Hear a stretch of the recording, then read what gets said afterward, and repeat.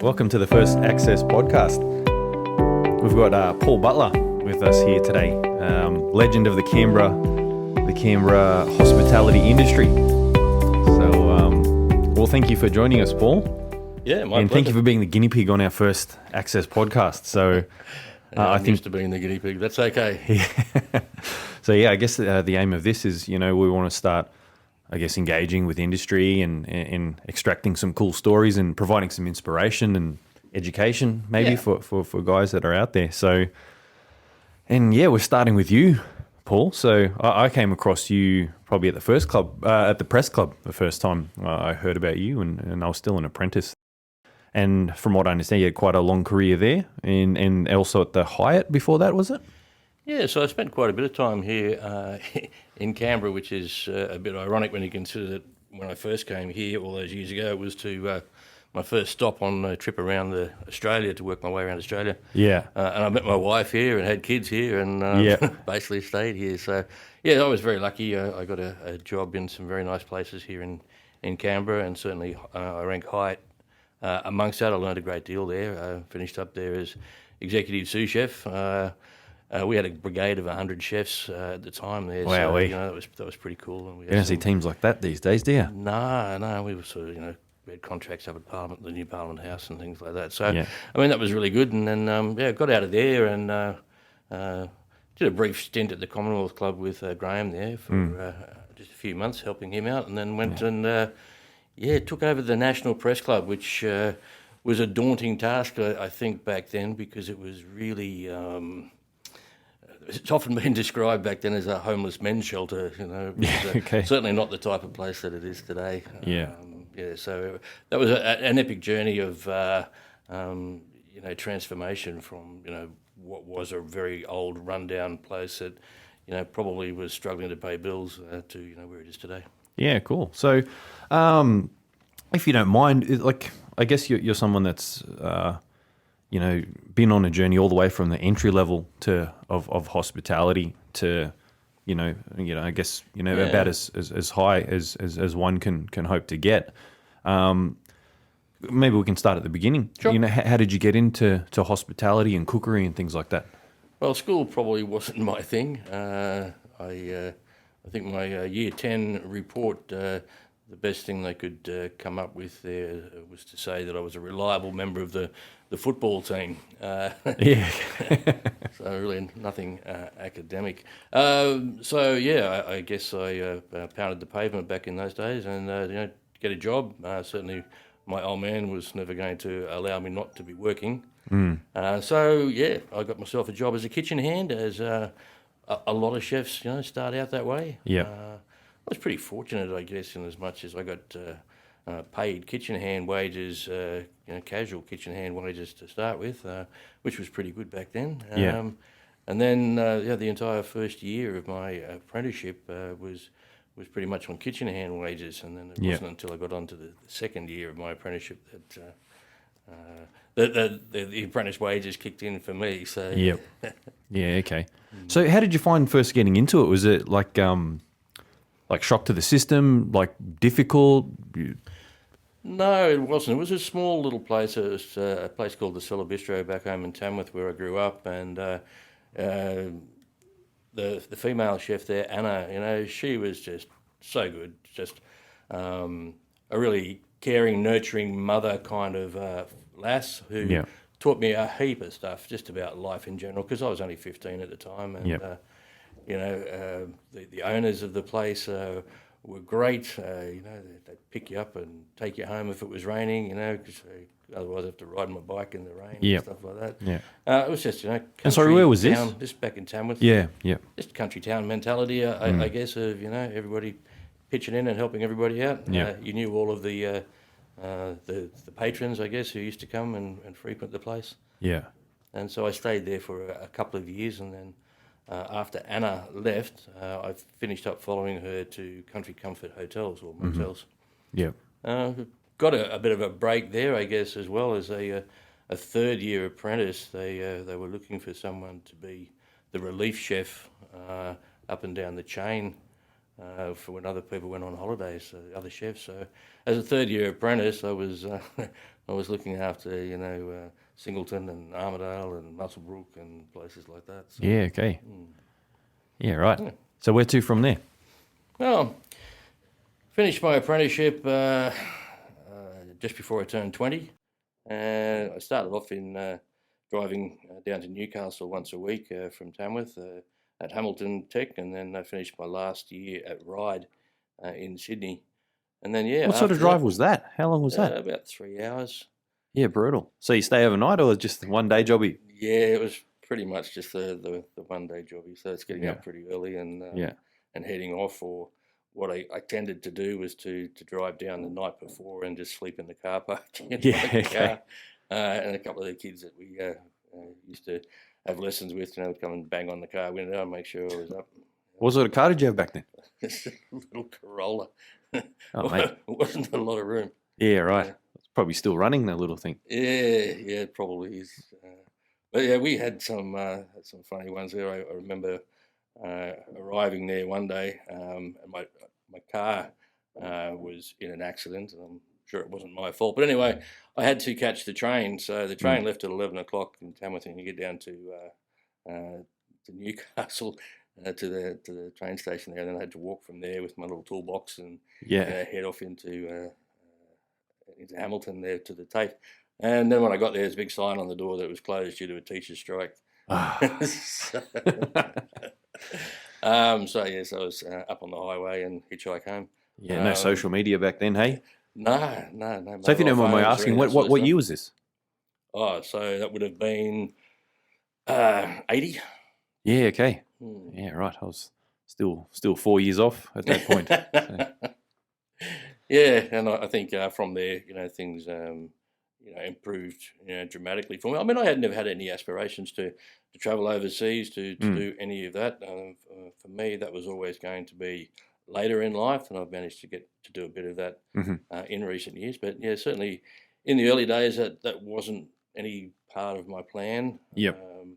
I never really had any aspirations to be the great chef or anything like that. I just enjoyed doing what I was doing and just bounced around. Certainly back in the days when I first came to Canberra, so it's probably around about 83 or something like that. Yeah. Being a chef, there was plenty of jobs around. And, yeah. I think my first gig here in ACT was what was that? It was out at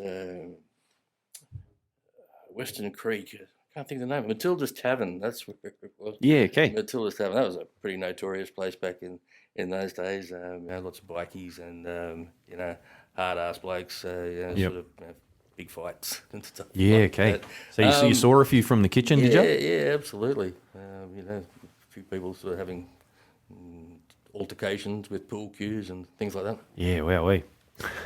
So how was TAFE for you and your apprenticeship in general? TAFE was good, I guess. I enjoyed my apprenticeship. I really didn't learn anywhere near what I thought I would. I mean, you certainly think you know it all as an apprentice, but you don't really know anything till you get out there in the big wide world and start to move around. We learned a lot of things. It was a very different environment back then. I guess the teachers, certainly in Hamilton at the time, were not real. We had one teacher in particular, and it was all about discipline, that sort of stuff. They were very hard on a lot of the kids, particularly the young girls that were coming through at that stage. Yeah, okay. And the attrition rate was pretty high. Not a lot got through. Well, when I got to Ryde in my final year, big turnaround, big difference. A very new complex back in those days. Yep. And everybody just the whole mentality of the place was just more encouraging and everything else. And then when I got here to ACT and got involved with some of the teachers here from the TAFE. Going back to the Johnny Wardrop days and things like that. It was all about the kids. Yeah, okay. Which was good to see. I think Canberra TAFE certainly back in those days was exceptional. Yeah, okay, cool. So, what was the transition like from apprentice to qualified for you? Yeah, interesting. Do you remember much of it? Question. No, not really, because even as an apprentice, I was pretty autonomous, Yes. as, looking after places when I was third-year apprentice. Yep. That sort of stuff. Yeah, I guess I just took opportunities when they came. If it was something that interested me, Yeah. I'd put my hand up and say, "Yeah, I'll do that." Yeah. Okay. And I was lucky enough to just, not breeze through, but maybe bluff my way through a lot of things. I think. Yeah. Okay. Fake it till you make it, or whatever the saying is. Yeah. But okay. no, it was good fun. I certainly didn't get the opportunity to work with good chefs until I got to Canberra, I guess. And Yeah. Hope there's no Tamworth chefs listening. yeah, there's a couple of good ones from Tamworth, Yeah. absolutely. And I think Matt Moran is one of them, and I've sort of caught up with him on occasion. But right. Are you guys similar vintage, or is he a bit younger than you? Or? Yeah, everyone's younger than me. Yeah. Yeah. So I guess my first real good job was the Canberra International Motor Inn, back with Alois Lustenberger, a great Swiss chef. And he made it very clear to me when he hired me that the reason he was hiring me was because I knew nothing, and I had no bad habits that he would have to break. Yeah, right. I had a chef that I worked for a chef that said the same thing. It's better to get people that don't know anything because they don't have any. There's no baggage. Correct. And we had some good times there, and that was back, I guess, still when there was brigades around. So I got to work in all sorts of different sections, and I think one of the highlights of my career, I guess, was the day that they told me I could go and work in the fish section. I was going to be the poisson. Where I had no idea how bad I was going to stink for the next 2 years. Okay. So what are some typical jobs you would do on that section? Yeah, so we used to do all sorts of stuff. Like all the seafood was fresh, so you'd spend a lot of time just cleaning squid and cutting up. Like you buy in whole fish. You'd be scaling. So Paul, can you pull the gooseneck in just a little bit? Mate. You don't have to lean forward, just sort of, hopefully it doesn't fall over. Yeah, sweet. So do lots of scaling and gutting and all that sort of stuff. Opening oysters, all of the seafood prep that I guess you don't get to do these days. We brought in live lobsters, crabs, and all beautiful seafood. I still have very fond memories of that. Yeah. Okay. So what was your biggest stuff up on that section? Oh. As part of that section, I had to do the garlic bread as well, and because of the setup of the kitchen, I had to use the ovens that the pastry chef used to use in the morning, and he had a sign on the door, basically telling everybody that he had meringues inside, but I didn't read the sign. I just turned the oven on, and because I needed the oven to be on for the garlic bread and stuff, and so ruined all of his meringues, and he was a great little fellow, Philip, and he wasn't very happy. Yes. So did you get any fish into the oven? Did you manage to impart some aroma into those meringues or what? Well, we used to have, like I say, all the garlic breads going through there, plus everything else, and I had no idea that he was putting meringues in an oven where you were doing fish and garlic and all that sort of stuff. But okay. Apparently it was okay, but a bit of a surprise to me, I guess, in more ways than one. Yeah. So where was the Canberra International? Is that the one out of Queanbeyan with near the airport with the tents on it? Yeah, not quite, but they are, or certainly were related back in those days. Yeah. So the Canberra International Motor Inn is the Chifley on Northbourne now. Ah, okay. Yeah, right. So in terms of your Canberra journey, so if you could describe that a little bit and maybe tell us how it's changed over the years, how it's evolved. And I guess so around about 84, 85, I got married. Now we had kids, and I was working all sorts of different jobs, as you do, and there was plenty of jobs to walk into and walk out of and all that sort of stuff. And I did lots of casual work. I finished up, I guess, working in freestanding restaurants. I finished up working in clubs and hotels, and I met some really, really interesting people. I mean, I got to do a little bit of work out at the lakeside back in those days when it was good. Certainly the Canberra International was one of the best places around at that time, and also the Rex, which I never got to work in, but it was another one that was quite up there then. I took over the Lobby restaurant for a few years as well. Yeah, okay. When was that? Oh, geez. So Like 90s or? yeah, it would have been late 80s maybe. Yeah, wow, hey. So it would have been like Schmicko New back then? Yeah, it was pretty good. Yeah. And certainly, Old Parliament House was where all the politicians were then, and so Yeah. you got quite a few pollies coming in. Yeah. So those large brigades must have been quite something to be a part of. Like, I mean, I've only seen relics of it. I've done a few temp shifts, 10 or 15 years ago at Hotel Rex, and just a huge place. All the different sections and all the pipes up on the wall where the whole kitchen used to be run by steam. They had a boiler downstairs. Yeah. I remember some of the old equipment there at the Canberra International. You wouldn't work with that sort of stuff these days, but we made it happen, and you had the amount of staff that you needed to get it done as well. I mean, I guess wages were a lot cheaper, more affordable for the boss back then. But we had probably not, certainly not a full brigade, but we would have an entremetier and a saucier and poissonnier and all that sort of stuff. So there's probably about 6 different sections, and each of those chefs had their own commie. And then a couple of apprentices sort of floating around from one to the other. Mm-hmm. Yeah, okay. So in terms of moving away from that sort of brigade system that you've seen, what do you think's the cause? And Wages, yeah, absolutely. Also convenience foods. I mean, there certainly wasn't the range or the quality of convenience foods around then that there are now. There certainly isn't anything that you can't buy now, and the quality is tremendously good in most cases, and it's not economical perhaps to make them yourself anymore. Yes. I mean, very few places will make pastries like that. Not very many places will even have a pastry chef. But certainly we had pastry chefs there, and in a couple of other places that I worked, even sort of talking Hyatt, we had a chocolatier and things like that, and we had a kitchen sculpture as well. He would come in and do ice carvings and salt doughs and margarine carvings and bases. That was his job, Gabriel. And he did a fantastic job, when all the buffets were, sort of garnished up with these very ornate centerpieces. Do you have any functions or services that really stick out in terms of that?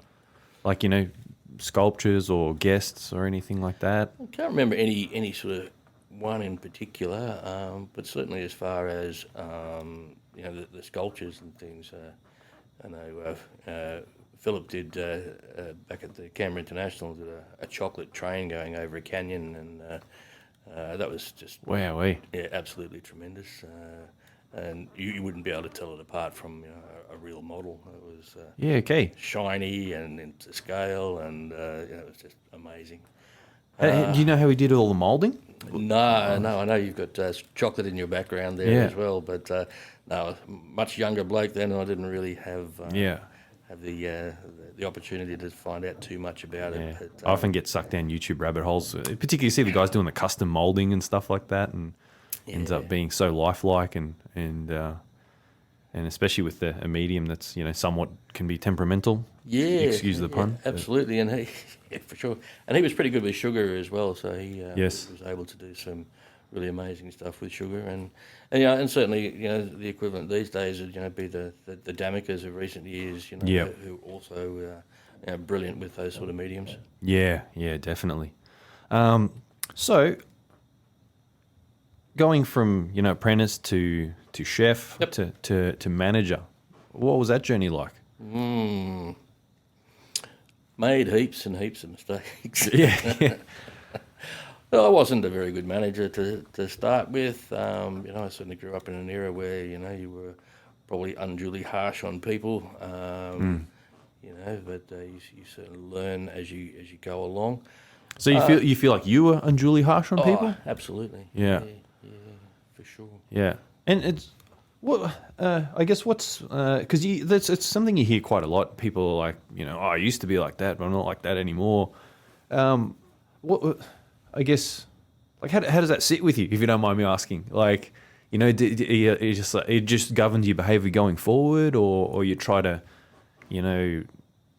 I guess pay it forward to the new generation in terms of don't be like this. There's certainly a bit of all that. I don't think I was particularly mean to people, but Yep. I had a work ethic that I expected everybody to keep. Yes.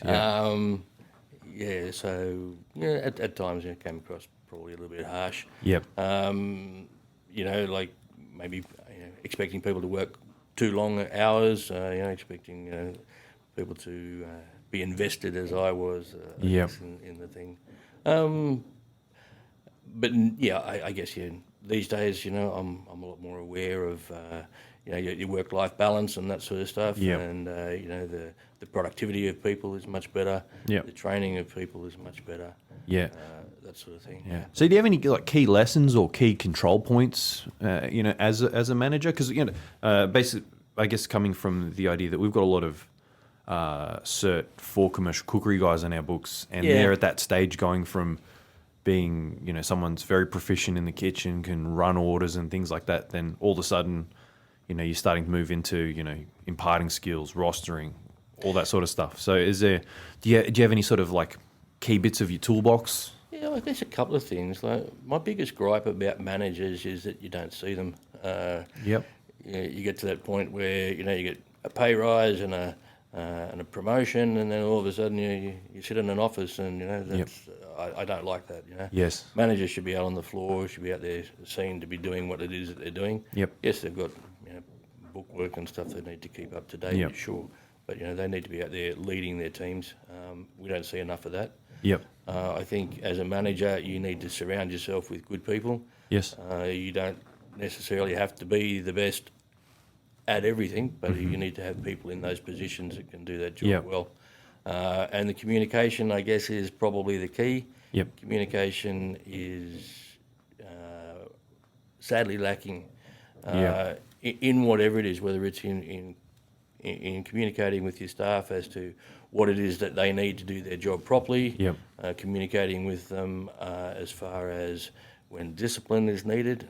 You should never, ever, I think, have a situation where you're having a talk with someone about something and asking them to improve their game, and it comes as a surprise to them. Yes. Because that conversation should have already been happening along the journey. Yeah, okay. So, how do you communicate? Like, let's say in the context of the National Press Club, what's communication there look like amongst, say, a kitchen brigade?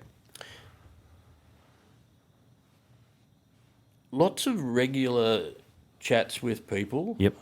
Not necessarily formal.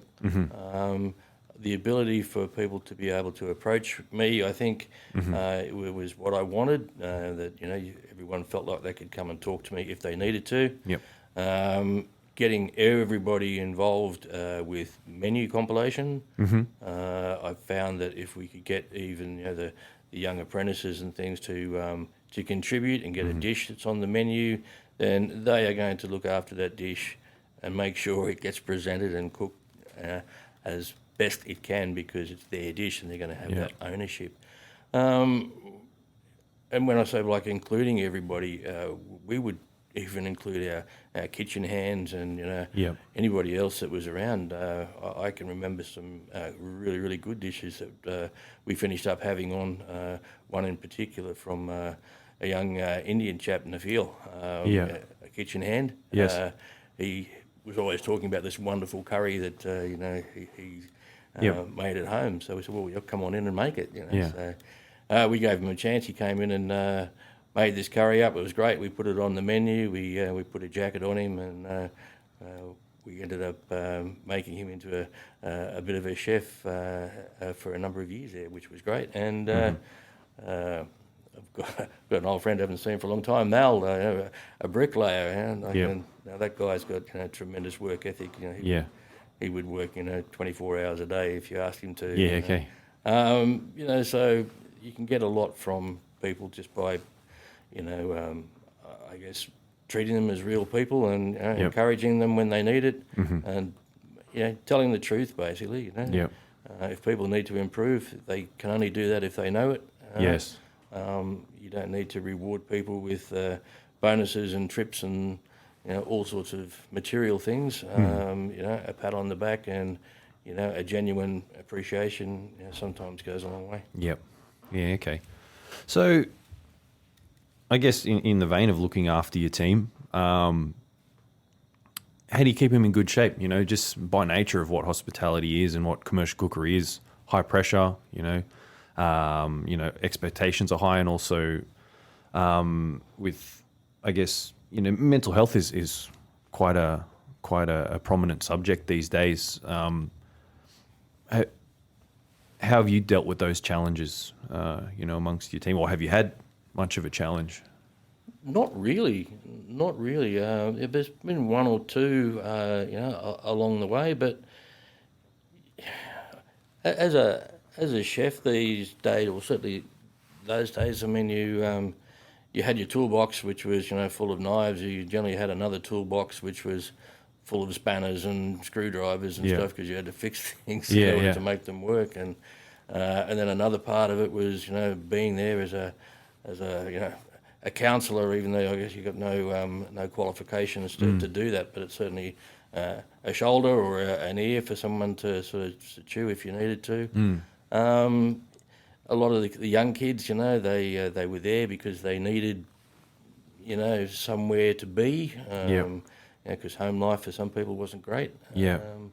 Just inclusive, that type of thing, making sure that, the kitchen team and to extension the staff on the floor, was one big family, and they were there for each other. Yeah.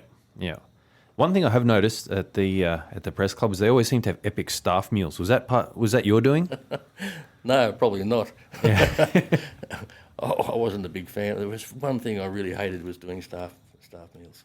Doing like having eating them or having to do them. Having to make the bloody things. Yeah. Okay. Because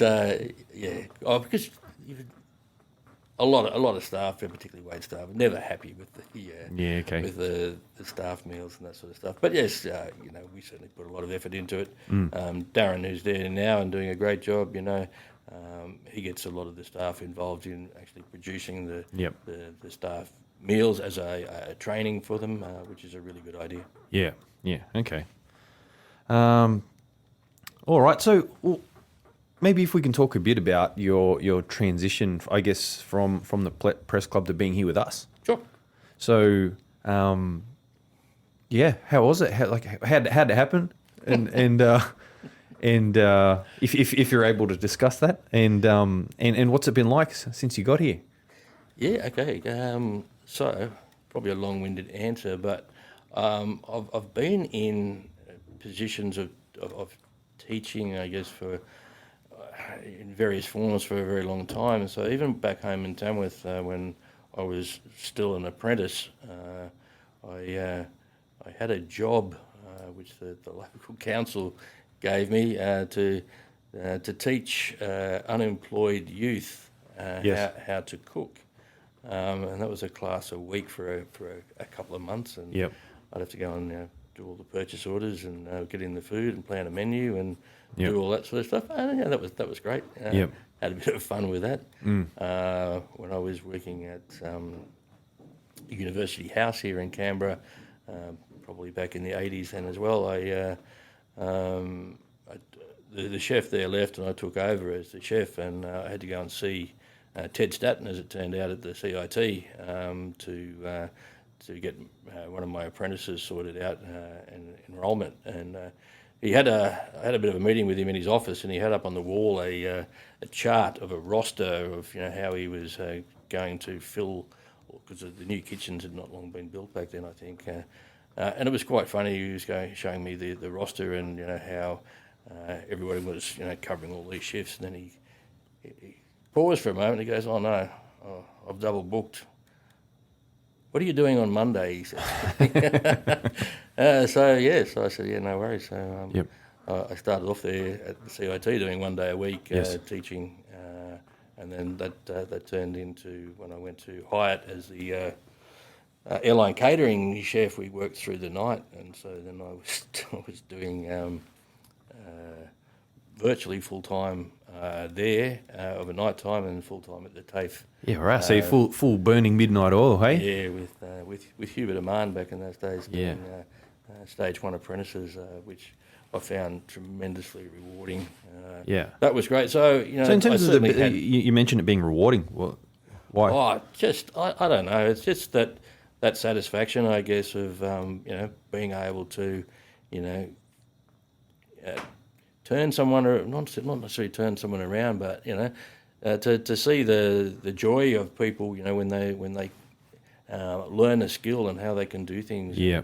And that type of stuff. I found it very rewarding, and I guess always wanted to do that type of stuff. And then when I was involved with the Australian Culinary Federation here in ACT, we'd go out and do stuff with the secondary school kids, and I certainly enjoyed that, competitions and workshops and all that type of stuff.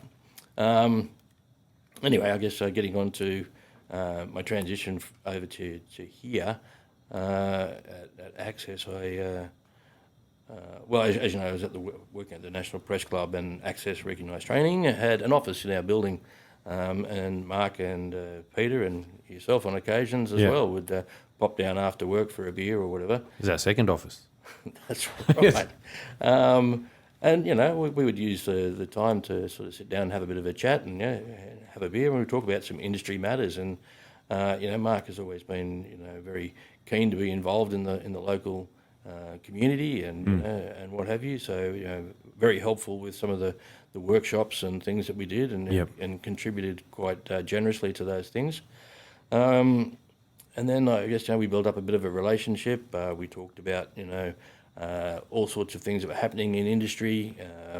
I was used as a bit of a guinea pig then with some of the things that Access were putting forward with their training. We've been grooming as you for many years. That's right. And I was a long time at the press club, but like I said earlier, it was quite a different place when I first started there, and then I had a transition from the kitchen over to front of house and food and beverage. So that was a big thing for me. I sort of didn't want to let go of the kitchen, so I finished up doing both food and beverage managing and chef for 3 years. Yeah.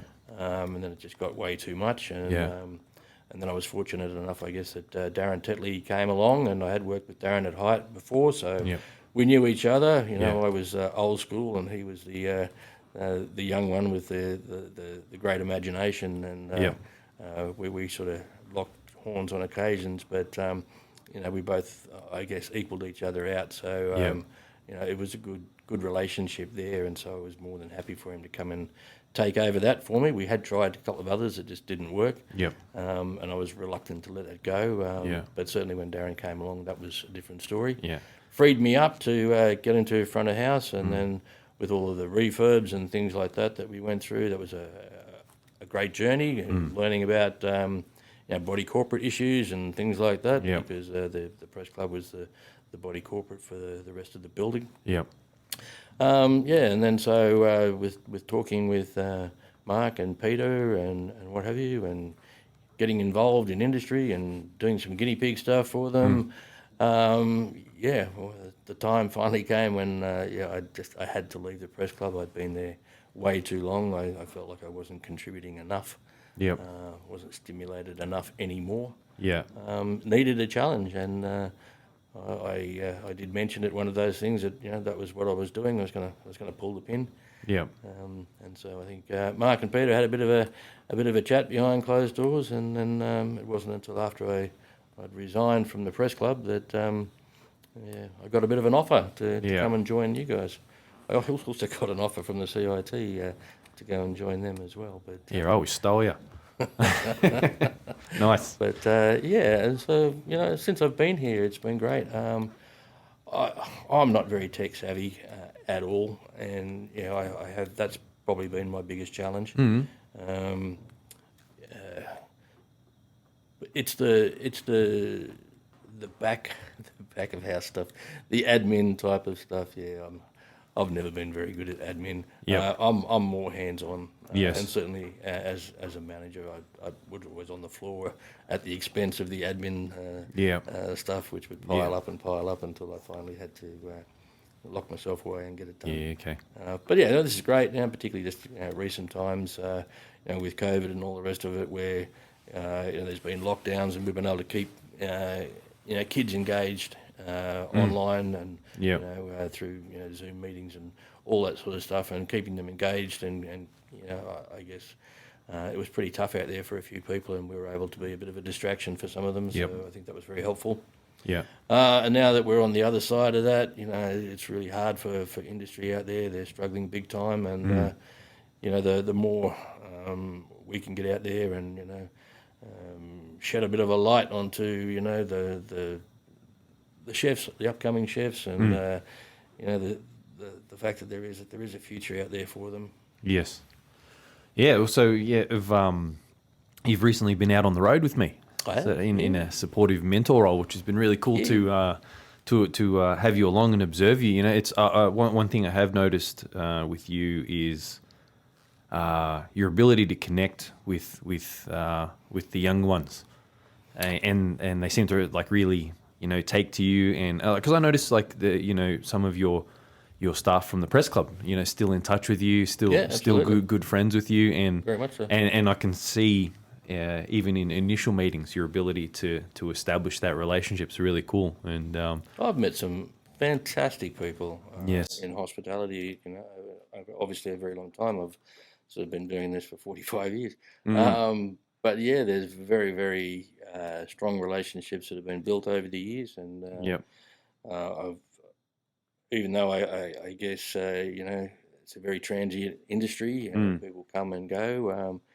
They pop up again sometime in the future, and I can remember quite a few funny ones. There was an instance where when I was working at the Canberra International, and I guess I was a cranky little chef on the pass there at that time, and one of the waitresses brought out, because back in those days everything was handwritten, and she brought out an order which was illegible.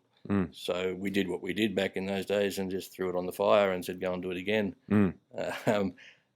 I ran into her later when I was the banquet chef at Hyatt Hotel, and she was the new food and beverage director. Yep. And she reminded me of that. Yeah, okay. But that was fine. I mean, we sort of made up and everything was good. So there's been a few along the way where, kids have come along and said, "Oh, do you remember me?" And I said, "Well, that depends. Was I nice to you or not?" But no, for the most part, it's been really good, and people stop me in the street often. And it was just a recent one there with a young lad who's not so young anymore that I worked with at University House many years ago. Just shopping in Coles, and I hadn't seen him for about 30 years. Yeah, okay. I guess just about like that. So it was great. Yeah.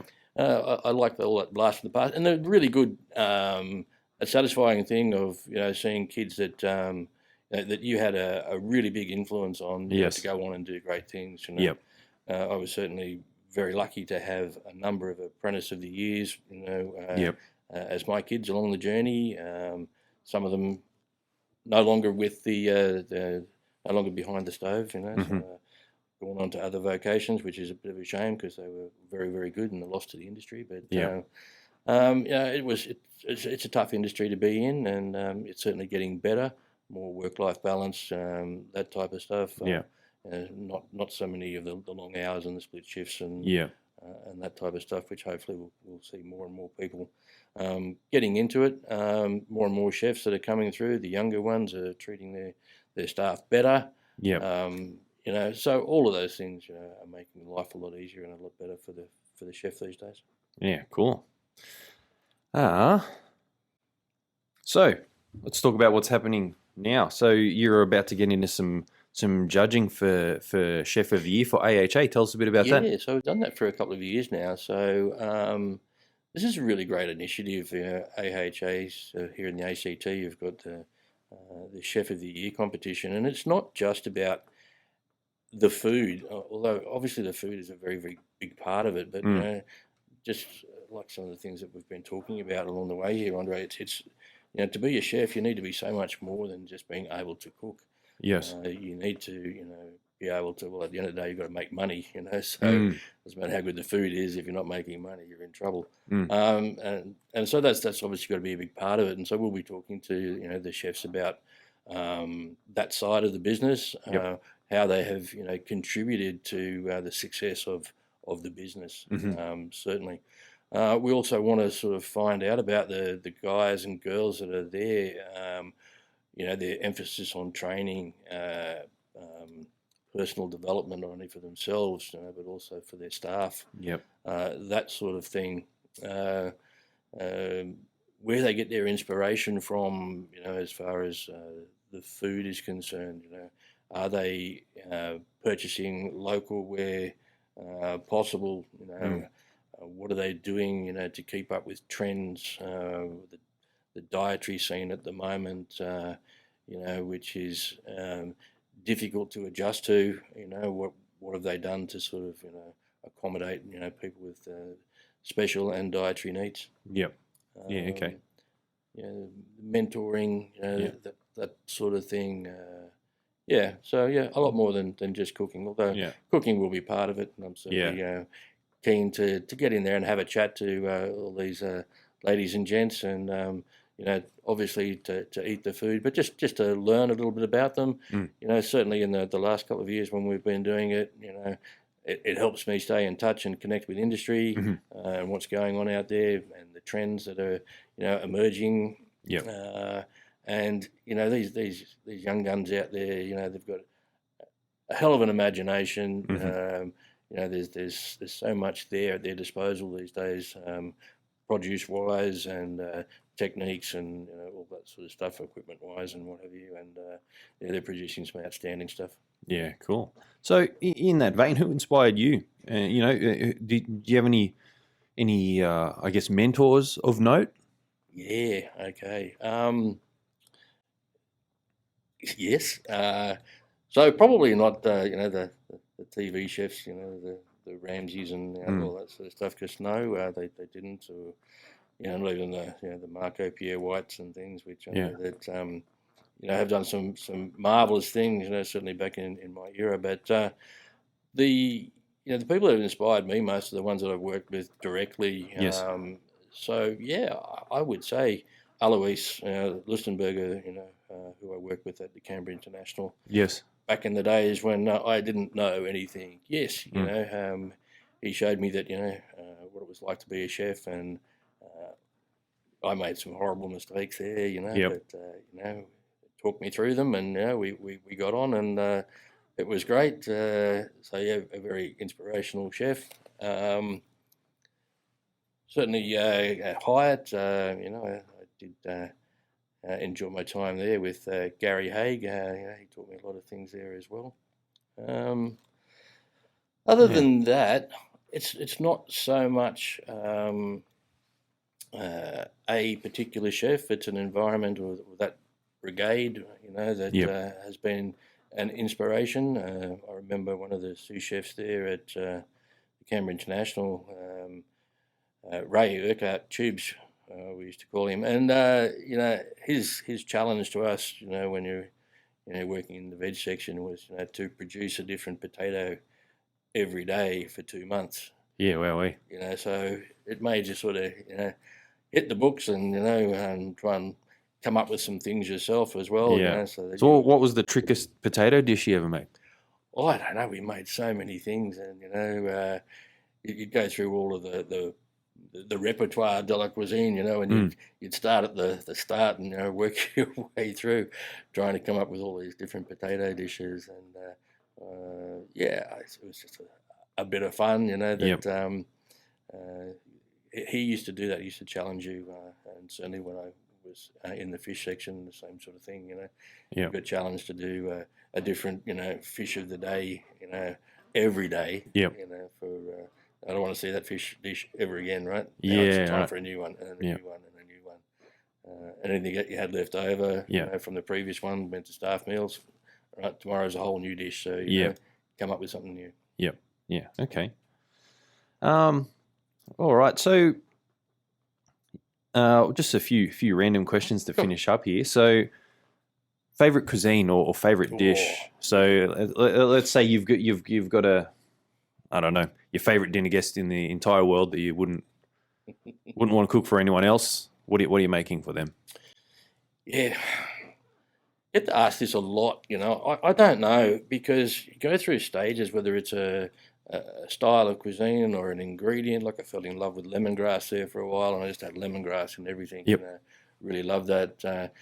After going to Vietnam, came back, and I just wanted to do Vietnamese food because I just just loved that so much. Did a lot of Japanese, sushi in particular. Yep. I really like to do that when you can get some really nice fresh seafood. Mm-hmm. I'm not a big fan of the chicken schnitzel sushi. I think half of the world just went, "How dare you?" Pete's just rolled over. His neck got hot and everything. I've been through it as well, probably. But so no real special one. I've always struggled with desserts. Gelatine and me don't get on very well. Oh yeah. But I still have you had some epic gelatin fails or? Oh yeah, mate. I've made rubber balls, plenty of times, and unearthed the bavois that's just got all puddled on the plate. And things. Oh yeah. It's either one or the other, but I haven't given up yet. Yeah. So I like to make a lot of the classic type stuff. I don't like to muck around too much. I love making pate, liver pate. I love making terrines and that sort of stuff, which nobody does anymore. At home, when I get the opportunity, we make a few bickies and things like that with the kids. Inspiration changes from day to day. Yeah, okay. So it depends on the day. Depends on the day. Yeah, okay, cool. All right. What would you, if you chuck you in a time machine and you go and meet yourself when you're an apprentice, what would you say to yourself? Oh, okay. I'll probably go back to the early days there when I thought I knew everything and give myself a bloody good shake. Yes. Yeah. Because there was probably a lot of. I tell you what is one thing I do remember from time to time. I've always seen some really, really great dishes along the journey, and I've always said to myself, "Oh, I'm going to be able to do that. I'll remember that," and I never can. Yeah. So okay. the advice would be to write the bloody thing down. Yeah. The recipe Some down. people are so diligent with that. Some people have like this Bible. Well, it's easy these days. With technology, you can take a photo or whatever. We didn't have that back then, and you just think, I can remember that. Yeah. Never do, eh? No, you can't. Yeah. No. It's actually I had a book that was like my combination prep list recipe book. Yeah. And I went and I found it the other day, and it's amazing. It's literally like you can remember the services. Yes. And, wow. And this is 15 years ago or whatever, and which is pretty cool. But all right. Favorite bit of equipment in the kitchen, if you had to choose one.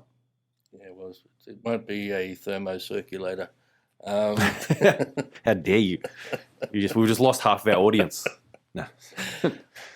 Yeah, gee, for me, it's got to be my knife. Yep. Very particular about the knife that I use, I guess. Mm-hmm. And I've just got a cleaver of sorts that I picked up when I was over in Taiwan with a good friend, and it just feels right in my hand, and that's the piece of equipment. Oh, the Taiwan trip. Yeah, we didn't talk about that. Oh, we got another 10 minutes. Let's go. Okay. So you are what brought you out of Taiwan? Was that ACF? No. So I've got a good friend, Davis, who's Taiwanese, and I worked with him at the press club for a while, and we've remained good friends. And he's very good friends with the Taiwanese ambassador here in ACT. And there was, I don't know, some sort of competition that he was invited to. It was an international sort of competition, and there were people, teams from all over the world going there. And so Davis asked me to join up with him. So I said, yeah, no worries, we'll do that. It'll be a bit of fun. We got over there, and it was nothing like what it was supposed to be. And there was some teams from some of the other countries as well who had no idea what they'd let themselves in for. We finished up at the TAFE there and trying to get stuff ready, and just there was no space, there was no food, it was very, very badly organised. Finished up. What we were doing was producing some food in a marquee in a street mall.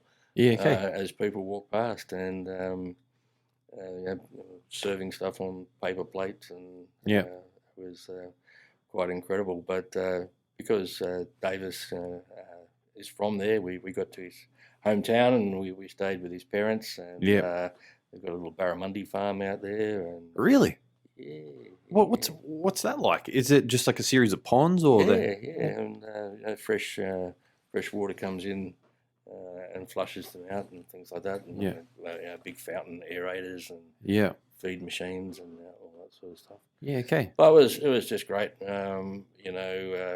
Sort of down the south part of the of Taiwan there, and very, very few people spoke English. There was very few English signage around, but people there were amazing, and the food was so good.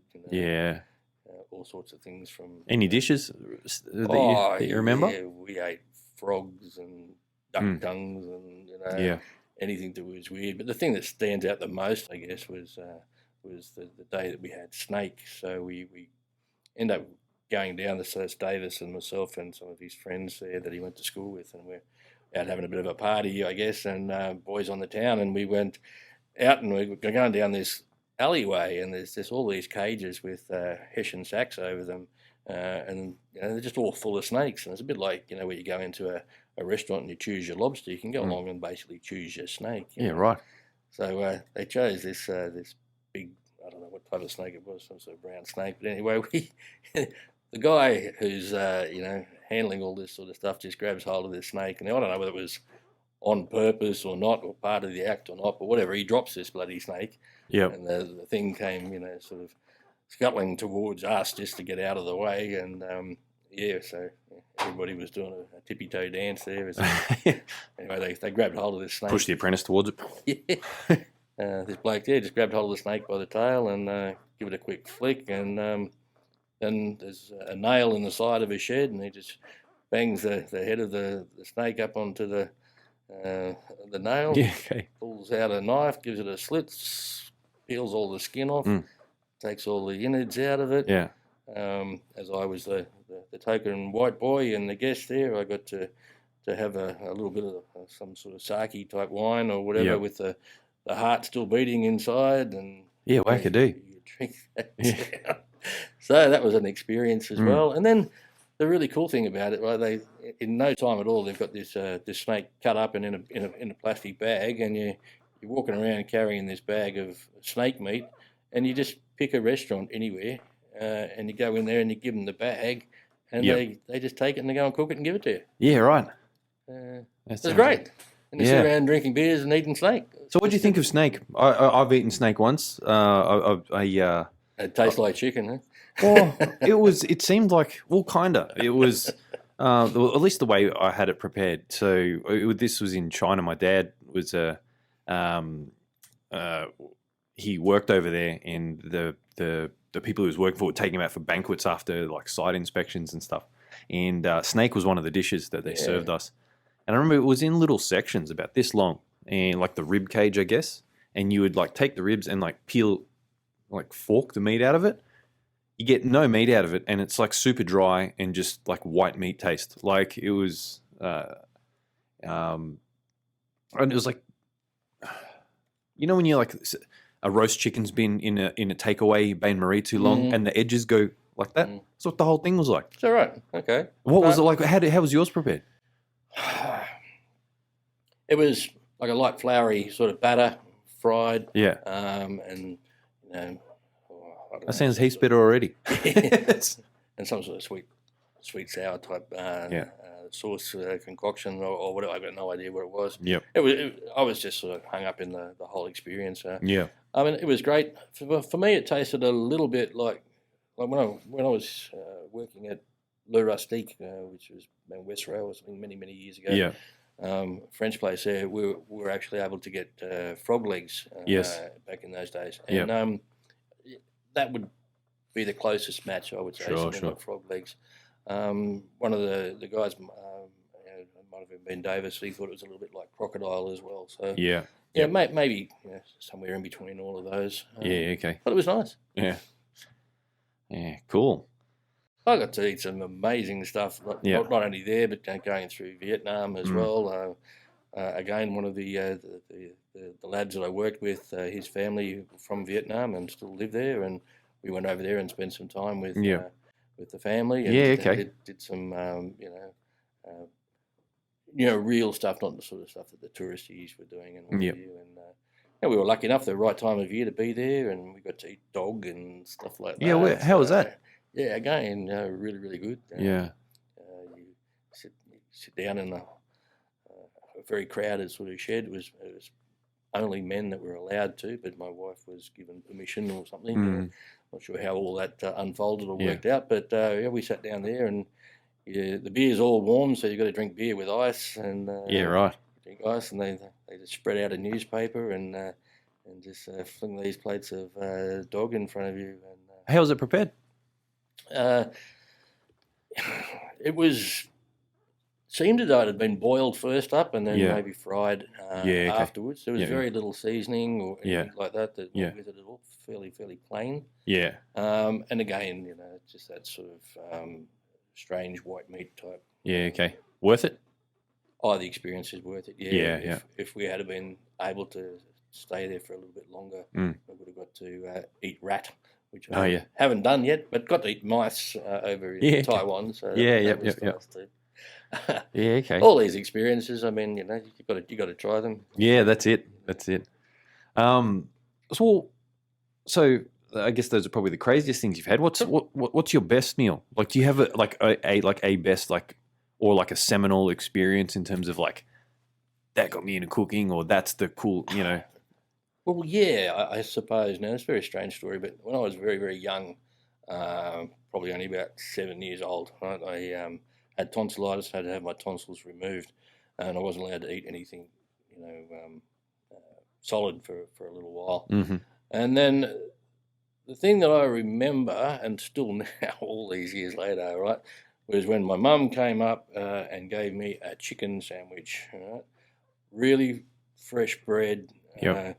The chicken was still warm from when she'd roasted it and put it in the sandwich before she came to the hospital, and pepper. And I've just had this sort of love of pepper ever since, and I've always been one who can appreciate just those really sort of subtleties, like the smell of fresh bread baking. Is something that's really hard to beat. Yeah, I hear you with pepper though. Like in particular pepper when it's in something hot, like freshly cracked pepper, like that's been put into. I don't know what it is about dairy when you put pepper into like cooking dairy. It's just like delicious, or like it's been on chicken skin or something like that, or even in a stock. You crack it into a stock, and then that sort of volatile initial aroma is nothing like it. I reckon it's. Sorry, I cut you off there. No, I was just saying, and other things, like the crunch of a perfectly ripe apple. Yep. The sensation, the texture, the explosion of juice in your mouth, the sound, all of those things that sort of stimulate your senses. I like all that sort of stuff. Yep. Yeah. Simple stuff. Yes. Yeah, that's it. Hey. Well, I think that's us, Paul. We're at an hour now, and we've got a day of work ahead of us. So. Well, I've got to go out and do some judging today. So. Cool. Where are you going? Going the first one. Going to see Melissa out at QT. Fancy. Yeah, cool. Very much looking forward to that. It's a beautiful day outside here in Canberra as we approach spring, and what a perfect time to be out and about and enjoying the hospitality of our local chefs. Yeah, man. I might send you out to one of these cameras actually, and start the Paul Butler video blog. Hey. Yeah, see what happens. Yeah, cool. All right. Well, thanks heaps for your time, Paul. Always a pleasure. And I'm sure we'll be chatting more in the future. We'll wrangle some of these other guys in. And but thank you for being the first person. And we're super glad to have you on board and really excited about the future. So thank you. Thank you.